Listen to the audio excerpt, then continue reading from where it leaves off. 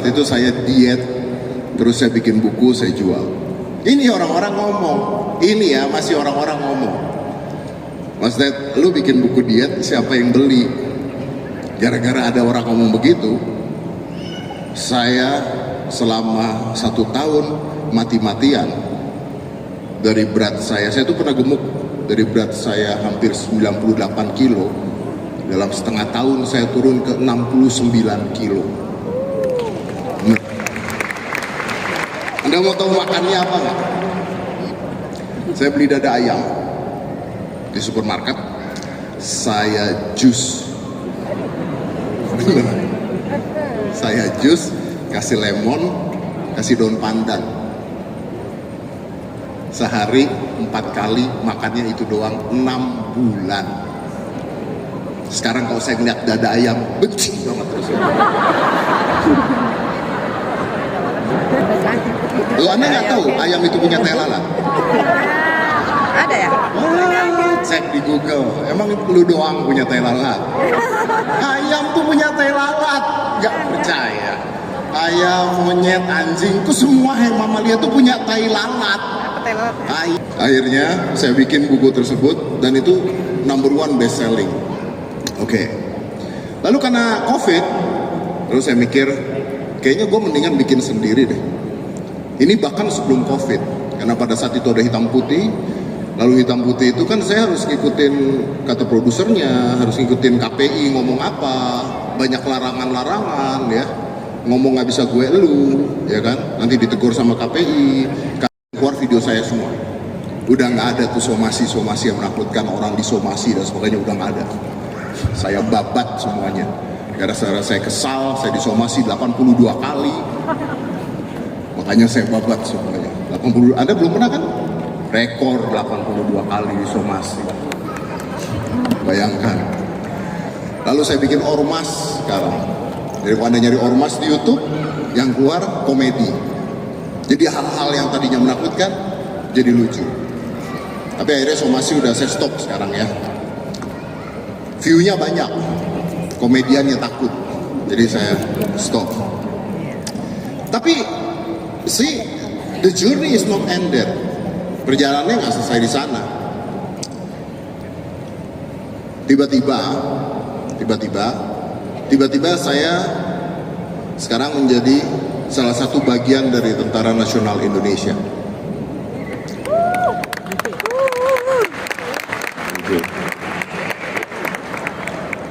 Saya seminar di mana-mana tentang bela bangsa dan bela negara, agar tidak terjadi keributan, perbedaan, dan sebagainya di Indonesia. Karena yang memecahkan Indonesia itu adalah kita sendiri, bangsa kita sendiri. Beda suku, agama, ras, antar golongan itu yang mecahin. Jadi saya seminar di mana-mana tentang itu. Karena menurut mereka kalau saya yang ngomong lebih didengarkan. Oke.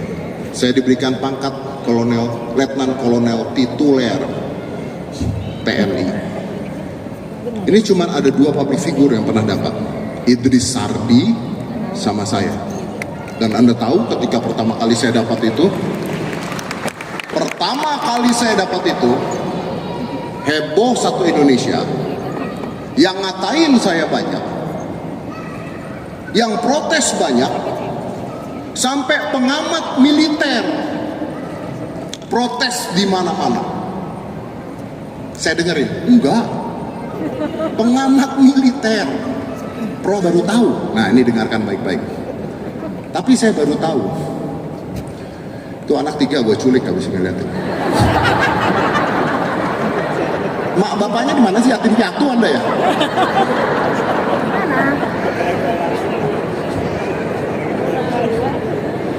Saya juga yatim, sama. Tapi saya yatimnya ketika udah tua. Tapi ini yang kalian harus dengarkan. Kenapa? Karena saya belajar satu hal pada saat itu. Saya diprotes luar biasa sama pengamat militer. Teman-teman, jenderal-jenderal, semuanya di militer mendukung saya membuatkan program sampai detik ini berjalan. Apa artinya? Artinya saya melihat, oh ada dua hal. Yang satu, ada tentara beneran, ada militer beneran, yang tugasnya sebagai militer. Yang satu, ada pengamat militer. yang tugasnya ngamatin doang. Bener nggak? Apakah dia militer? Bukan. Tapi ngamatin. Ngapain? Dan hidup kita itu diamatin sama orang-orang. Teman Anda, keluarga Anda, saudara Anda, haters Anda, tetangga Anda yang tidak suka sama Anda. Karena kalau Anda sukses pasti banyak orang tidak suka sama Anda. Makanya balik lagi ke tadi, nggak usah dengerin kata orang lain. Nggak usah dengerin. Lakukan apa yang kalian yakin, lakukan apa yang kalian percaya, lakukan. Nggak usah dengerin kata orang. Karena kalau lu dengerin kata orang, ya lu jadi orang itu. Makanya tadi ketika dibilang jangan ngomongin motivator, saya tetap ngomong. Walaupun resiko tidak dipakai lagi. Coba saya tanya, ada nggak public figure lain di Indonesia yang perubahan karirnya segila saya? Coba. Apa yang belum pernah saya coba?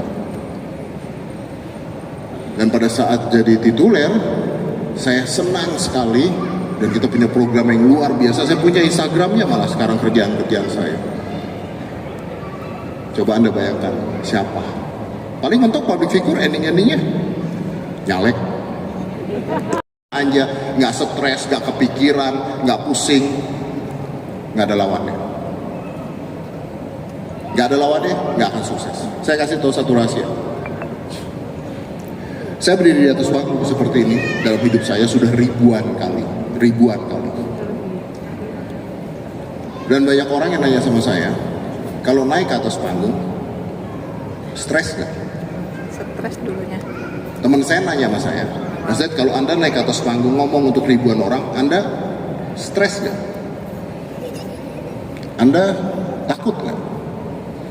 Dan waktu itu saya jawab, stres. Terus saya jawab, lo kok stres Mas? Kan sudah ribuan kali Anda di atas panggung. Kok tetap stres, kok tetap di belakang panggung Anda diem? Kenapa nggak Anda ketawa ketiwi di belakang panggung terus naik ke atas panggung, balik lagi selesai? Kenapa nggak gitu? Kenapa Anda masih stres? You know the answer is, karena kalau saya nggak stres, saya akan menggampangkan apa yang saya lakukan. Kalau saya nggak stres, then I over enjoy it. If I over enjoy it, kalau saya terlalu menggampangkan apa yang saya lakukan, di situ letaknya saya jatuh. Jadi setiap kali saya naik ke atas panggung sampai detik ini, saya masih diam di belakang panggung. Saya masih nggak mau ngomong sama orang di belakang panggung. Saya masih stres. Yes, once I'm here, it's done. Tapi kalau stres itu hilang, di situ letaknya saya jatuh. Karena saya tidak lagi mempersiapkan diri saya. Karena saya terlalu menggampangkan, memudahkan apa yang saya kerjakan. Jadi yang namanya stres itu bagus. Karena kalau nggak stres, kita nggak hidup. Kalau nggak stres, kita nggak berjuang. Nah, semua ini sampai detik ini, saya nggak pernah pikirkan karir saya dari kecil sampai sekarang tuh nggak pakai perencanaan. Saya cuma ambil apa yang saya tahu, apa yang saya mau, saya lakukan 100%. Jadi kalau sekarang kalian berpikir, but something is impossible to reach. Ada satu hal yang tidak mungkin untuk kalian capai, impossible to reach. Remember, I already proved you by standing here. I prove you wrong, because it is possible. Karena saya ada di sini because it is possible. It's not impossible. And sometimes the thing about greatness or success is not always money. Sometimes it's about achievement. If you can achieve something, the money datang sendiri. It's about doing something that others doubt you to do. Melakukan sesuatu yang orang lain tidak percaya Anda bisa lakukan. And I know you can do it. I know you can do it. If you give it 100%, then you can do it. Even if you don't, but you already try to give 100%. Anda pikir ya, sehari, nih, ini dengarkan saya, sehari kita punya berapa jam? 24 jam. Oke, Anda tidur berapa jam? 8 jam Anda tidur. Oke, kerja berapa jam? 8 jam sampai 9 jam. Perjalanan kerja pulang pergi berapa jam? 2 jam. Makan 1 jam, bahkan lebih sambil hahaha di WC sejam, tergantung. Kalau sambil TikTok kan bisa 1,5 jam. Oke, Anda hitung tadi 20 jam itu kepake buat itu. Kalau Anda nggak kerja, Anda sekolah juga begitu lamanya. Jadi dalam sehari 20 jam itu habisnya buat itu. Artinya kita cuma punya sisa waktu 4 jam. 4 jam dalam sehari yang Anda bebas melakukan apapun yang Anda mau. 4 jam. Tidak jam makan, tidak jam tidur, tidak jam kerja, tidak jam sekolah, tidak jam boker di kamar mandi. Itu sisanya tinggal 4 jam. Dan 4 jam itu kalian pakai buat apa? Is it useful for you? Kalau 4 jam itu kalian ada di sini menganggap ini berguna, then it is good. Atau kalau 4 jam itu kalian pakai cuma buat nonton Netflix doang, atau YouTube, atau TikTok ibu-ibu mandi lumpur, ya saya nonton sih itu. Karena terlalu tolol. Kalau itu Anda pakainya buat buang-buang waktu, then you waste your time. Because you only left 4 hours every day in your life. 4 hours. Dan yang membedakan orang sukses dan tidak sukses 4 jam dalam sehari. That 4 hours. What you do in that 4 hours. So, saya simpulkan, karena tenggorokan udah mulai sakit. Mau ya videonya? Halo Faimon. Hai guys. Ya, semangat ya, dapat tiket kapal pesiar ya. Biar jalan-jalan lagi kita. Ya.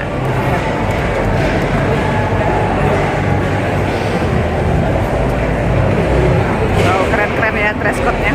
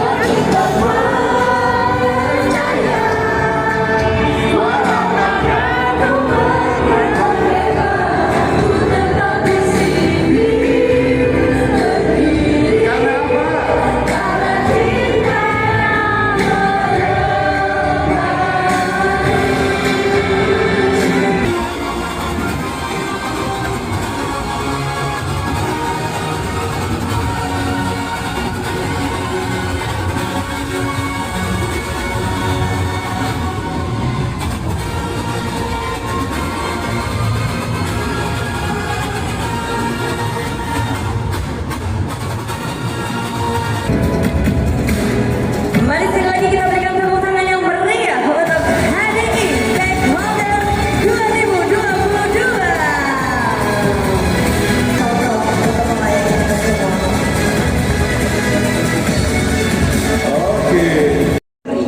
Ceritakan apa yang kalian rasakan, just be honest, ya kan? Kalau lagi mau minum madu, madunya tumpah berencetan, nggak usah malu, because that's real. Saya aja kalau lagi review cincin kadang-kadang bandrolnya kewer-kewer, ketawa aja malah itu seneng. Just be yourself. Mau ngomongnya medok Jawa, mau ngomongnya Batak, gak apa-apa. Just be yourself. Pakai bahasa yang juga sesuai gaya bahasa kalian. Gak usah coba jadi orang lain. Kunci sukses di sosial media di saat semua orang pencitraan. Just be yourself, be real, be honest. Wow. Kalau ada yang udah bikin video HDI, nanti tag ke aku mau lihat. Sudah tag ke Wanda nih ya. berikutnya, ini pertanyaan saya sebenarnya ya. Saya tuh sebenarnya penasaran gitu ya. Saya lihat di salah satu IG feed-nya Bu Wanda ini ada satu posting yang memposting tentang pergi berlibur dengan anak. Terus kemudian di situ captionnya bilang bahwa di masa sulit, masa itu mereka tuh nggak bisa punya budget untuk pergi berlibur. Bahkan selama teman-temannya mungkin pas waktu liburan, teman-temannya pergi berlibur, anak beliau ini ke tokonya, kemudian ikut bekerja ngelap showcase-nya, jewelry-nya. Nah, kok bisa ya? Terus gimana gini kita sebagai ibu-ibu kalau kita menghadapi seperti itu? Pasti kita nggak punya budget, ada poin yang disimpan ini. Kenapa itu dilakukan gitu ya? Gengsi nggak sih? Kita kan teman-teman yang lain berlibur gitu loh, kok masa anak kita kerja sih gitu. Betul. Gengsi banget kan? Gimana Kak Wanda tuh? Kita tuh manusia biasa ya. Jadi dalam hati itu aku pasti sedih. Waktu itu zaman BlackBerry ya, semua orang ganti-ganti status lagi di airport gitu. Sementara aku tuh bisnisnya retail. Retail itu kalau orang lain liburan kita mesti cari duit. Karyawan juga belum banyak. Yang namanya lebaran apalagi ada yang cuti. Jadi kita nggak bisa liburan dan itu nggak cuma sekali, itu sering. Anak-anakku itu ya cuma diajak ya tuh jalan-jalan di seputar mall, makan di mall yang sama, main di mall yang sama. Kalau aku selalu berasa begini, aku lebih kasihan kalau anak-anak itu one day karena aku manjakan, terus mereka menjadi punya mental yang lembek, akhirnya mereka di kemudian hari di saat mereka dewasa mereka itu gagal. Jadi aku lebih baik aku yang keras daripada dunia yang keras sama anak-anak aku. Like I have a story. Brandon itu dulu kerja semester lalu dia tuh kerja di toko handphone di stasiun kereta di London. Kak Wanda, sebentar. Nama putranya Brandon. Iya sama. Jadi teman-teman ini ibunya dibilang Brandon ini adalah putranya Kak Wanda ya. Mr. Brandon, aku sangat Brandon. Oke. Nah, dia bilang katanya bos itu sering banget puji dia katanya karena dia selalu jualannya paling banyak, selalu siap buat full shift. Aku cuma bilang, menurut kamu kenapa kamu bisa achieve itu? Dia jawabannya, ya karena mami sudah latih saya untuk komit sama kerjaan. Saya udah dilatih bagaimana salesmanship yang benar saat bantuin mami di butik. Nah, ada orang tua yang selalu berpikir anak aku tuh kasihan. Kalau dimarahin sama bosnya, aduh bos kamu tuh kurang ajar ya berani sama anaknya mama ya. Anaknya sakit sedikit, udah jangan masuk kerja. Kalau aku selalu bilang sama anak aku, yang namanya pusing meriang itu adalah hal yang harus dilawan. Karena setiap orang antara pusing meriang dan malas itu beda tipis. Kalau kita lagi malas otomatis pusing, otomatis meriang. Kalau muntah, aku percaya sakit. Kalau pusing meriang, kalau ada kantor yang mau masuk pusing meriang, aku bilang slash males gitu ya kan. Karena aku juga gitu, begitu nggak pun pusing meriang. Jadi anak-anak aku tuh udah aku latih kayak sekarang Brenda itu yang ngerjain kontennya Wanda. Kemarin 16 jam syuting, begitu 12 jam, bapaknya udah bilang tuh anak kayaknya udah mulai ngantuk. Aku bilang nggak bisa, makeup artist sudah di booking, tim udah nge-set dia harus sampai selesai. Dan aku tanya sama Brenda, kamu mau lanjut apa hari ini cukup kontennya 3 aja? Enggak mami, lanjut. Even kita holiday pun kemarin kita sembari bikin konten. Kok bisa? Karena mereka dari kecil sudah dibiasakan. Of course kita ingin hidup yang baik untuk anak kita, tapi kita nggak pernah tahu, nggak ada yang bisa menggaransi bahwa dunia akan selalu ramah sama anak kita. Jadi lebih baik kita siapkan dia untuk situasi yang nggak ramah. Karena saat situasi yang ramah, nggak ada yang nggak bisa. Siapa sih yang nggak bisa? Nggak bisa caranya menjadi kaya mendadak. Nggak bisa. Tapi kalau situasinya lagi nggak enak, itulah yang kita harus bersiap.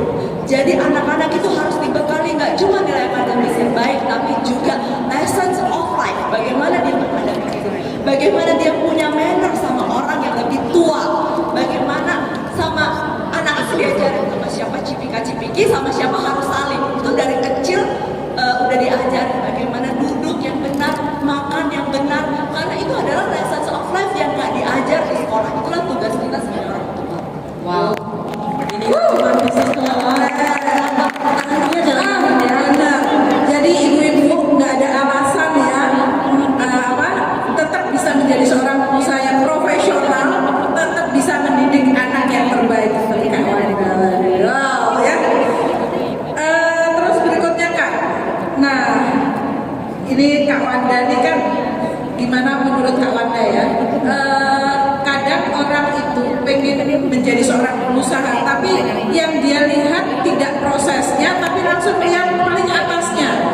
Kalau orang pengusaha itu performance-nya harus dengan barang-barang yang branded, gitu ya. Tas branded, sepatu branded. Nah, menurut Kak Wanda gimana nih? Padahal orangnya baru mulai, tapi dia sudah langsung mencontoh yang atas. Nah, dia nggak melihat prosesnya. Gimana nih Kak? Menurut Kakak?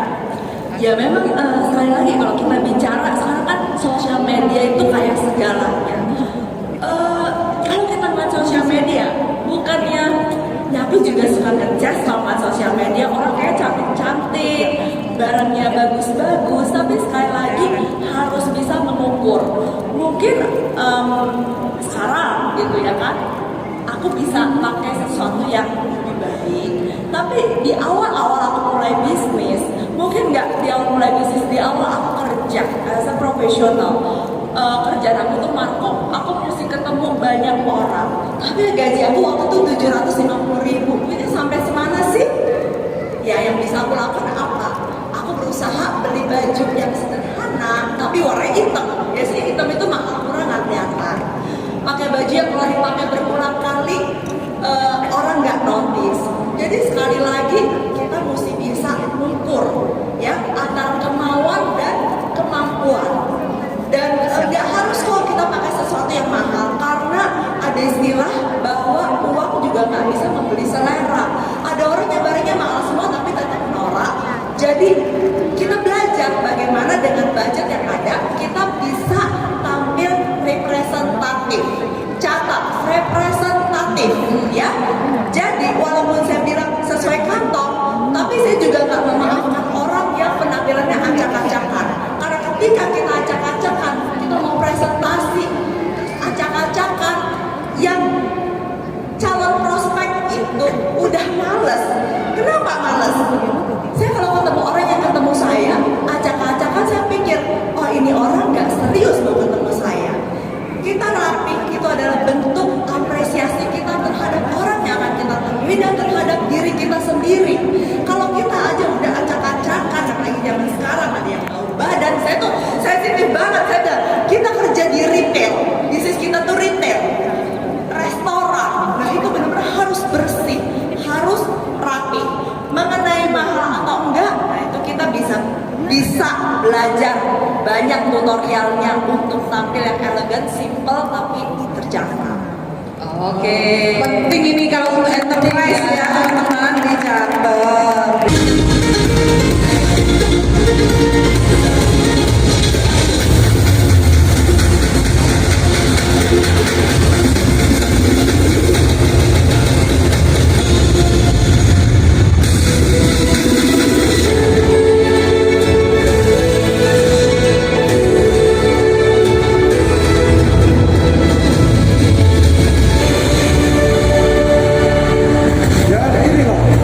Lebih daripada ini. Tapi kalau ada hal baik yang diizinkan terjadi dalam hidup kita, nikmatilah itu. Karena apa? Tanpa kita pernah ngerasain senangnya ketika kita bisa mendapatkan satu pencapaian, ketika kita bisa melihat senyum orang-orang yang kita perjuangkan, maka kita gak akan pernah tahu kebahagiaan dan semangat lebih untuk membuat kita terus maju. Dan be present itu adalah enjoy the moment. Banyak orang yang seringkali hidup berfokus pada rutinitas, melakukan itu, sampai tiba-tiba kita nggak sadar bahwa kok anak kita udah tiba-tiba gede ya? Kok tiba-tiba orang tua saya udah jalannya pincang-pincang ya? Tapi Bapak Ibu, saya mau ngajak Bapak Ibu semua yang ada di sini untuk bisa enjoy every moment of life. Ingat, setiap orang yang selalu ada untuk kita. Setiap orang yang selalu kepok punggung kita untuk bisa maju. Yang selalu nyediain punggungnya untuk kita nangis, untuk kita berkeluh kesah. Jangan lupa untuk setiap orang yang diizinkan hadir dalam hidup kita. Dan setiap orang pasti punya orang-orang itu. Mungkin bukan keluarga terdekat Anda. Mungkin ada yang dapatin dari teman-teman di kantor. Ada yang dapetin bahkan dari rekan-rekan di HDI. Ini adalah satu keluarga besar di HDI, teman-teman. Kalau Anda merasa, saya nggak punya lingkungan keluarga yang mendukung saya nggak punya pasangan yang ngerti apa tujuan hidup saya nggak punya saudara yang mau mendukung impian saya di sini. Tapi teman-teman udah dengar, Om Deddy pun awalnya nggak disetujui, GCFD pun ditentang sama keluarganya. Saya pun saat ini, saya juga pernah ngalamin, nggak ada dukungan dari siapapun. Ditentang, diusir, dilempar kunci, pernah saya alamin. Tapi apakah membuat saya berhenti? Enggak. Ditentang pasangan, pernah? Pernah. Tapi yang kita lakukan apa? Kita hanya perlu untuk sadar bahwa setiap proses yang kita jalani, orang-orang yang ada di sekitar kita, mungkin saat ini mereka belum paham apa yang kita ingin kejar. Tapi percayalah, ketika kita mau untuk terus konsisten, mereka akan menjadi orang yang mensupport kita nomor satu. Apa yang perlu teman-teman lakukan? Fokus dan konsisten dan membuktikan kepada mereka bahwa apa yang Anda perjuangkan saat ini adalah untuk memberikan hidup yang lebih baik bagi mereka. Setuju? Setuju? Karena saat ini Anda sedang tidak bersaing dengan siapapun, teman-teman. Jangan pernah Anda merasa bahwa saya kalah. Jangan pernah Anda merasa bahwa kok dia bisa cepat banget, kok dia bisa dapat ini, kok dia bisa seperti itu. Bukan itu saingan Anda, tapi saingan Anda adalah siapa? Diri Anda sendiri, teman-teman. Yang harus Anda pertanyakan adalah, apakah saya sudah menjadi orang yang lebih baik dari saya 6 bulan yang lalu? Ketika tahun depan Anda datang lagi ke Evolve, yang harus Anda tanyakan adalah, apakah saya sudah berproses lebih baik di sini? Kalau hari ini Anda datang sendiri, yang perlu Anda tanyakan di tahun depan adalah, tahun depan berapa orang yang saya mau bawa? Setuju? Yang hari ini datang seorang diri, tahun depan bawa minimal 5-10 orang, setuju? Benar nggak? Ingat teman-teman, bukan masalah siapa yang lebih cepat, tapi siapa yang terus mau untuk konsisten, bertumbuh, melatih diri, dan menjadi pribadi yang lebih baik lagi ke depannya. Singkat cerita, kembali ke 2018 ketika saya baru mengenal bisnis ini yang pertama kali. Masih imut-imut ya, pertama kali ketemu sama Miss William, Brandon, maybe you can see your photo 5 years ago. Jadi ketika awal saya ngejalanin bisnis ini, saya juga melakukan hal yang sama.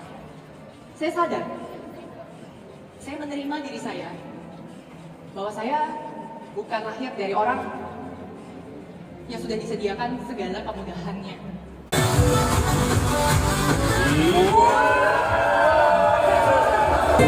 Pejuang kemerdekaan Indonesia bersama Wah.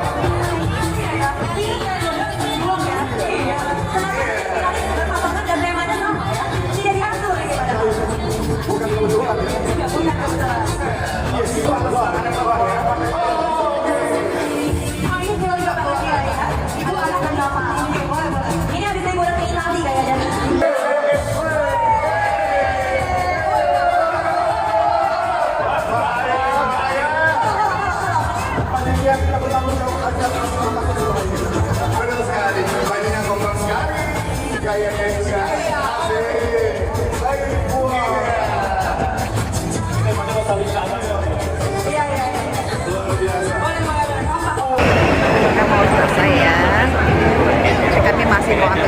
pesanan dari teman-teman semua.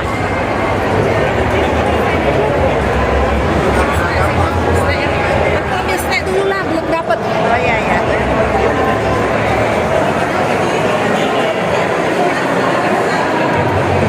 Nah, malam ini kita mau joget bareng Kojek Pop ya.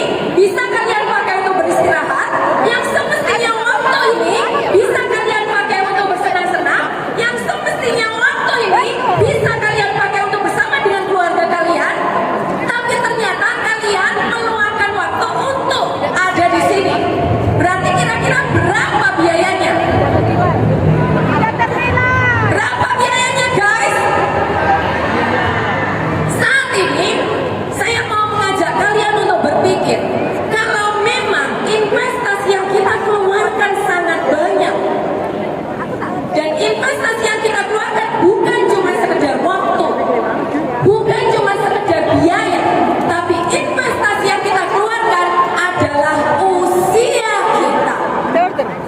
Dan kita tahu yang namanya usia kita tidak akan bisa kembali, betul tidak? Sehingga pertanyaannya untuk teman-teman, kalau kalian sudah bayar mahal, bagaimana berikutnya? Apakah berikutnya kita akan biasa-biasa saja? Atau justru kita tahu bahwa kita sudah mengeluarkan banyak sekali effort, biaya, dan investasi. Rekan-rekan sekalian, kalau kita mempunyai barang yang mahal, itu kira-kira disayang-sayang nggak? Mana siapa itu? Saya. Saya. Iya. Kenapa kok disayang-sayang?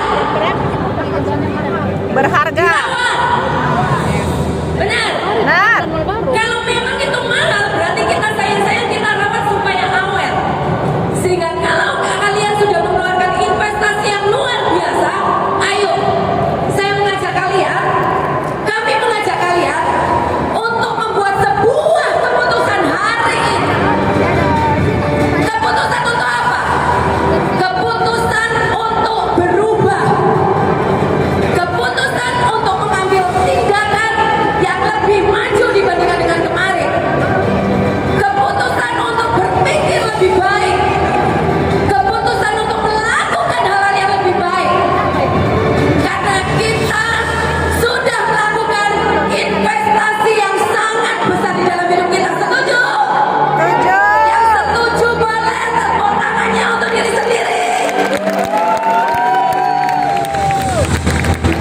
Sehingga saat ini saya mau mengajak setiap di antara kalian untuk membuat sebuah komitmen. Komitmen bukan untuk orang lain, tapi komitmen untuk diri kita sendiri. Karena kita tahu hidup kita dan masa depan kita bukan terletak kepada orang lain, tetapi terletak kepada bagaimana kita memutuskan untuk kita bisa melakukan yang terbaik. Yang terbaik, yang apa? Yang terbaik. Yang apa? Yang terbaik. Oke, sekali lagi berikan aplaus yang paling meriah untuk diri kalian. Dahsyat, mantap, luar biasa. Oke, berikan aplaus untuk diri Anda masing-masing. Bapak Ibu sekalian, belasan tahun yang lalu kami duduk di sana cuma sebagai penonton dari penerima royalti winner. Karena kami belum terima royalti. Dan waktu itu saya tidak tahu royalti itu apa. Bayangan saya royalti itu seperti royal snack yang bundar itu loh ya. Ada kan royal kalau dimasukin di air kemudian kita makan. Nah, bayangan saya royalti mungkin seperti royal titik-titik itu tadi. Atau pikiran saya royalti ini seperti orang tua saya dulu mengatakan jangan royal-royal ya. Ada yang orang tuanya pernah mengatakan seperti itu? Ada. Jangan royal-royal ya, jangan boros-boros. Guys, belasan tahun yang lalu kami tidak tahu apa itu royalti. Kami cuma duduk seperti Anda di ruangan ini dan kami cuma satu berpikir, suatu hari nanti, one day kami juga akan naik di atas panggung untuk menjadi penerima royalti award. Saya mengajak Anda semua, kalau hari ini Anda cuma menjadi seorang penonton yang melihat ada banyak orang, ratusan orang di atas sana menerima royalty award. Saya percaya tidak ada satupun di antara Anda yang tidak akan bisa menerima royalty di HDI. Amin. Amin. Amin. Amin. Bapak Ibu sekalian, dulu kami juga seperti Anda, ikut acara seperti ini, kami sendirian, mungkin hanya membawa 2, 3, atau 4 orang rekan kerja. Sehingga dalam benak kami, apakah mungkin mungkin kami menjadi penerima royalty award. Tapi hari ini Tuhan izinkan membuktikan bahwa kita semua yang di atas panggung sana, kita semua sudah bisa menjadi penerima royalty award, dan kami mengajak Anda semua untuk punya impian yang sama untuk menjadi penerima royalty award tahun 2024. Dan Bapak Ibu sekalian, kami sangat bersyukur sekali dengan HDI. Kenapa? Uang HDI lah, uang dari HDI lah yang menyekolahkan anak kami. Anak kami yang pertama S1 dari Singapura, mohon doa restunya minggu depan anak kami yang pertama melanjutkan studi S2 di UK. Itu uang HDI. Anak kami yang kedua lulusan dari China, mohon doa restu tahun depan dia juga melanjutkan studi S2 di Australia. Itu uang HDI. Anak kami yang ketiga saat ini lagi kuliah S1 di Singapura. Itu juga uang HDI. Amin. Dan anak kami yang keempat masih SMA kelas 2 yang nanti 2 tahun lagi juga akan melanjutkan studi di luar negeri, dan itu pun juga dari uang HDI. Bapak Ibu sekalian, saya mengajak Anda, ini bukan bisnis kecil, ini bukan bisnis main-main, tetapi ini adalah bisnis yang truly, bisnis yang benar-benar bisa mengubah kehidupan kita, mengubah hidup orang lain, mengubah lingkungan kita, mengubah orang tua kita, anak kita bisa menjadi yang terbaik dalam kehidupannya. So, saya mengajak Anda semua untuk bisa memiliki impian. Biarlah apa yang sudah Anda lihat hari ini bisa membangun impian Anda untuk menjadi yang terbaik di HDI. Boleh? Impian Anda untuk bisa menjadi orang tua yang terbaik buat anak-anak Anda, karena Anda sudah berusaha yang terbaik dan bisa memberikan yang terbaik buat anak-anak Anda. Siapa yang bersedia untuk menjadi orang tua yang terbaik? Siapa? Bapak Ibu, hanya dibutuhkan sebuah mimpi, impian untuk Anda bisa naik di atas panggung ini. Impian yang kuat, impian yang besar, dan Anda berkomitmen untuk mencapai impian-impian itu. Akhir kata dari saya, ada sebuah lagu dari John Lennon.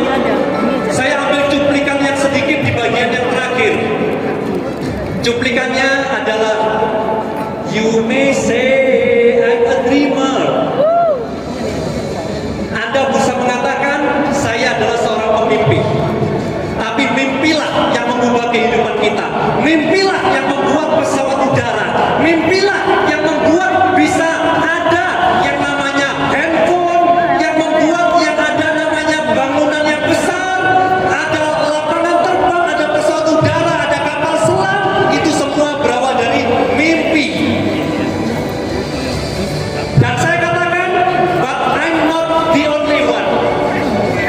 Anda sudah melihat tadi ada ratusan orang yang sama-sama punya impian untuk berdiri di atas panggung ini, dan mereka membuktikan bahwa mereka bisa sampai di atas panggung kebesaran Evoque ini. Guys, ada sebuah kata-kata, Orang Surabaya. seeing is believing. Dengan kita melihat, kita menjadi percaya. Pertanyaan saya, apakah masih kurang ratusan orang tadi yang di atas sana? Apakah Anda cuma mau menjadi penonton saja seterusnya? Atau Anda mau menjadi pelaku yang menerima royalti di tahun depan? Penonton atau penerima? Penonton atau penerima?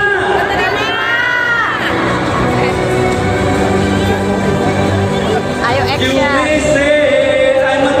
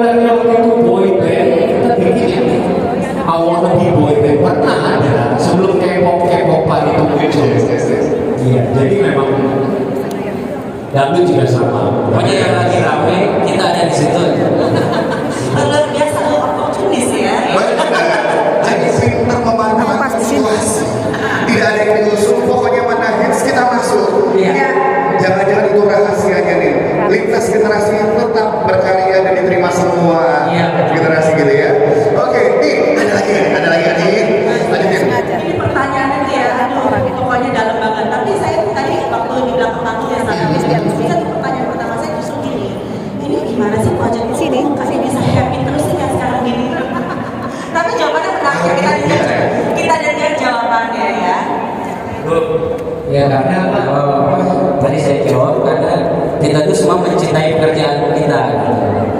Jadi kalau kita kerja malah senang kalau mau ketemu proyek pop, malah istri sama anak saya sudah jelas. Kenapa sih kalau tiap kerja nanti semangat banget gitu. Bedanya sama bapak-bapak yang lain ketika kamu kerja mereka aduh capek gitu. Tapi ini kayaknya semangat gitu. Karena Kok sama kayak ini ya? semangat ya. Justru me time kita di sini. Selain me time juga udah kecuali gitu. Betul sekali. Gitu kalau menurut saya. Oke, oke. Jadi auranya tuh Project Pop selalu positif gitu. Tapi by the way, teman-teman tahu nggak sih kalau 2 tahun yang lalu ya Evolve Online Project Pop juga diundang. Oh, ada Pak Ika. Ada yang nonton nggak?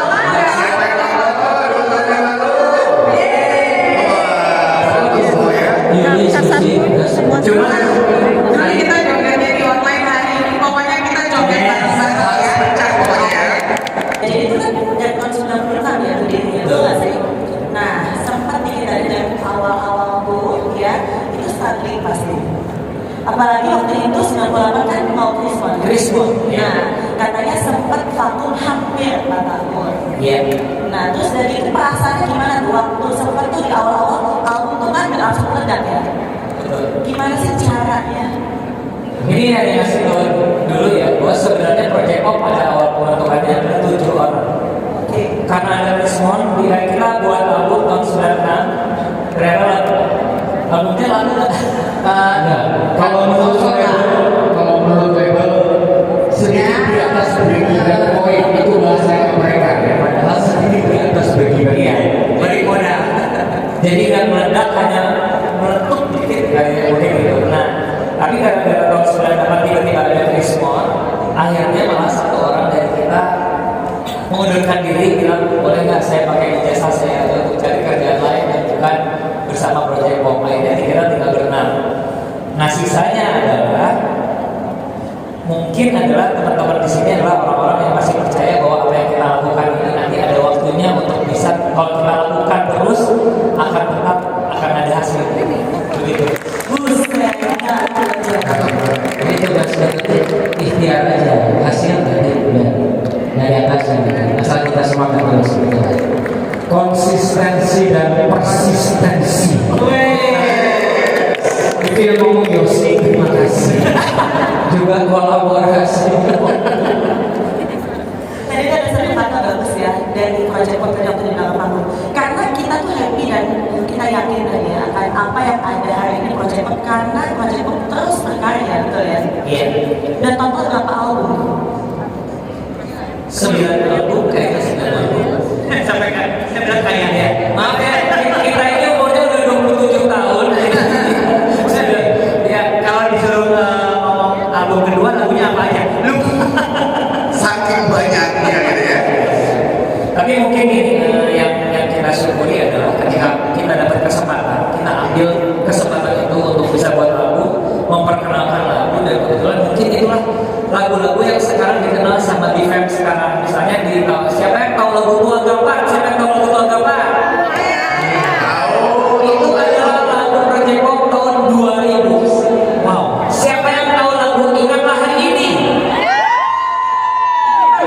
Iya, ini kan sering nyanyi ya. Itu adalah lagu tahun 2003. Jadi memang kita ya mungkin diberkati untuk membuat lagu yang bisa secara long lasting. Dari kecil udah ada. Luar biasa ya, sebuah visi dan impian besar yang membuat akhirnya berlima ini bertahan. Yang dulu mungkin belum kelihatan mau seperti apa Project Pop, betul ya?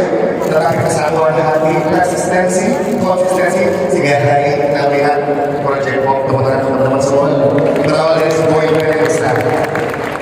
Ya, baik ini pertanyaan akhir ya.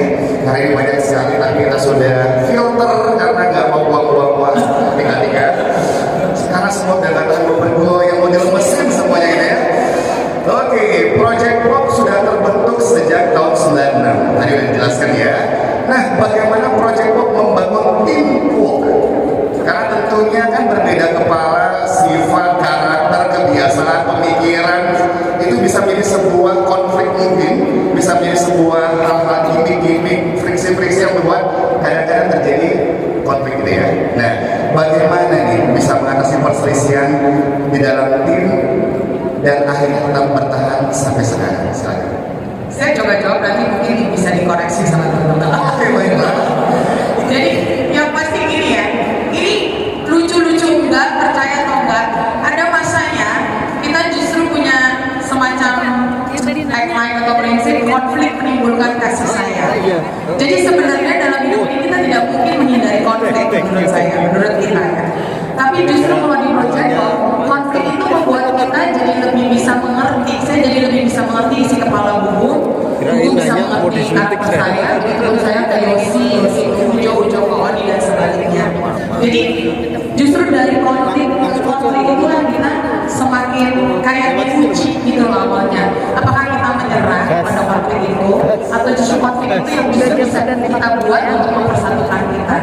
Yosi pernah bilang akhirnya gini, jangan dilihat perbedaannya ya Yos ya. Kalau mau perbedaan isi kepala semua beda. Jangan lagi kan? pesawat. Satu tim maunya begini. Manggung hari ini saya pengen setlistnya seperti ini. Bubu pengennya setlistnya seperti itu. Yosi pengennya lagu 28 di lagu keempat. Sementara Ujo mau lagu pertama misalnya gitu. Tapi akhirnya tujuan kita ada di sini malam ini dan tujuan kita dipanggil sama klien kita apa? Untuk menghibur persamaannya kan itu. Jadi kalau kata Yosi jangan dicari perbedaannya. Justru yang dicari persamaannya supaya kita bisa memberikan yang terbaik. Ya. Tapi benar bahwa kita juga dalam kedewasaannya pun akhirnya bisa memilih mana yang tidak perlu dipermasalahkan, mana yang harus diperjuangkan. Cuma kalau bicara soal prioritas yang harus diperjuangkan, akhirnya kan kita mengerti bukan memenangkan pendapat saya yang prioritas, tapi memenangkan bersama kami yang prioritas. Jadi kadang-kadang yang kalah aja, it's okay. Kalau nggak prinsipil banget, bolehlah mengalah ya gitu ya. Jawab gimana coba? Odi? Kalau saya juga mungkin bisa nambahin, betul semua yang teman-teman sampaikan tadi. Malah kalau saya bilang ini udah bukan teman-teman ya. Jadi prinsipnya adalah kalau menurut saya ini bukan teman kerja, tapi udah lebih kayak adik kakak. Lebih maju lah kalau bisa jam 8. Keluarga. Oh, seganti-ganti lagi. Jadi kalau ada perselisihan atau ada perbedaan pendapat, selayaknya adalah kakak atau adik di rumah. Berantem ya berantem, tapi kan gak akan pergi. Gitu. Jadi kalau mungkin tambahan saya adalah saya rasa ini semua adalah keluarga saya. Jadi kayak keluarga ya, kayak keluarga. Kalau dulu kan ada Panbers, kalian bersaudara. Jadi Project Pop itu bagaikan nama marga. Ujo Project Pop, Tika Project Pop. Oh, ada marga sendiri gitu ya. Nama marga ya luar biasa ya. Ini antara udah kayak bersaudara atau berumah tangga ya. Iya dong, ini udah kan terlalu banyak yang harus udah bukan terlalu banyak, udah banyak yang kita perjuangkan dan udah banyak yang harus kita turunkan ya egonya gitu. Terus tidak usah berubah tapi mengerti aja yang penting ya. Wah, luar biasa. Jadi konflik jangan dihindari. Tetapi konflik itulah yang membuat kita semakin memahami satu sama lain. Yes. Betul? Betul. Semakin mengerti dan akhirnya semakin erat persaudaraan dan keluargaannya. Wih, luar biasa. Ya, akhirnya kita bisa melihat. Tepuk tangan yang tahu-tahu dong. Gitu ya. Ini mereka mau tepuk tangan atau enggak gitu. Mau tepuk tangan sedih. Inilah talk show kita ini juga nggak ada temanya mau kemana, mau lucu bisa, sedih juga bisa, kayak genre musiknya diusung kayaknya gitu ya. Oke, ini ada pertanyaan nggak nih? Iya. Iya. Jadi tadi itu ya kan sebenarnya ada kisah di mana Project Pop itu kehilangan personil.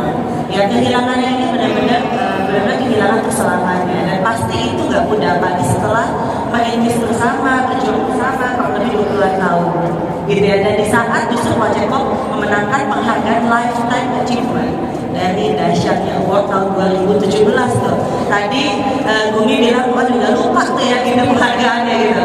Nah ternyata tuh pernah menang satu penghargaan Lifetime Achievement itu, dan itu pada saat justru Project Pop personil dan yang pasti sedih banget.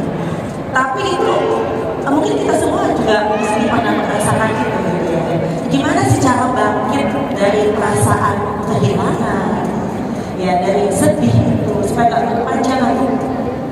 ada satu cerita ya di Fans. Jadi ketika Oon akhirnya meninggal, itu adalah ketika kita baru sampai di Palembang. Jadi kita turun pesawat, pokoknya dapat berita Oon meninggal. Sedangkan kita tidak manggung di Palembang, kita ada sekitar 2 jam lagi untuk bisa menghibur ya. Jadi segala macam perasaan itu berkecamuk sih, sedih, ingin pulang, ingin apa, tapi karena ini adalah pekerjaan kita, ada satu hal yang memang harus diprioritaskan, adalah kita harus menuntaskan pekerjaan kita. Karena kita ketika ke Palembang, kita minta izin sama On, lu lagi sakit, kita boleh nggak berangkat. Ini kerjaan kita, berangkat aja. Jadi pekerjaan itu harus tuntas. Nah tapi ya itulah, kalau misalnya dibilang harus bangkit ya karena kita tahu bahwa kegiatan kita, tugas kita adalah menghibur, pekerjaan kita juga menghibur. Akhirnya dengan kekurangan satu orang ini kita dapat satu hashtag yang kita selalu pegang supaya kita nggak pernah lupa sama Oon, itu adalah 5 bodies 6 souls. Jadi walaupun kita tinggal berlima, di sini kita berasa berenam selalu. Wow. Seperti yang selalu ada dalam hati. Defense kasih love dulu dong buat Project Pop. Luar biasa. Ini yang membuat mereka tetap menjadi fans yang disegani dan juga legenda sampai hadirin ya. Betul, karena persaudaraan itu erat banget soalnya. Betul sekali. Ada yang mau tambahkan lagi? Ya saya pikir memang semangatnya Oon di saat-saat terakhir juga kita bawa terus, karena dia dalam keterbatasannya pun masih semangat untuk ikutan menghibur. Ya, orang bisa melihat bahwa teman kamu yang satu itu lagi nggak sehat ya. Ya, untuk terlihat seperti itu mungkin dalam satu sisi konsepnya kayak gimana ya, kayak mengganggu kita yang mesti membuat sesuatu yang ceria. Tetapi kita juga ingin menyuarakan bahwa teman juga penting. Kita mau dukung semangatnya dia. Dia masih pengen menghibur dalam suasana badan yang sudah tidak fleksibel lagi. Ya kita pun dukung. Kita berani membelanya di klien sama audiens itu. Ya karena kita pengen dia juga semangat. Nah mengingat itulah juga kita berarti kita sangat berpikir. Saya tahu teman-teman sepakat dalam kelanjutannya pun dia tidak ada pun dia pasti semangatnya tetap ada bersama-sama dengan kita. Makanya kita tidak bisa berhenti. Kita harus terus. Value-nya itulah value Project Pop yang selalu dipegang sampai dengan hari ini pastinya, dan membuat Project Pop itu bisa dikatakan apa ya, everlasting ya. Semoga terus saja pada di kami. Sampai nanti ulang hadiah ke-50. Project Pop masih ada. Ulang tahun yang berapa? 50 ya? 50. 30. Jadi tahun lagi. Nanti kita akan nyanyi satu lagu ya. Apa itu? Nanti kita akan nyanyi lagu tua gak apa. Tahu kan ya? Tahu. Kalau ulang tahun yang 50 kita bilangnya tua. Bisa. Dan kayaknya lebih banyak getarannya.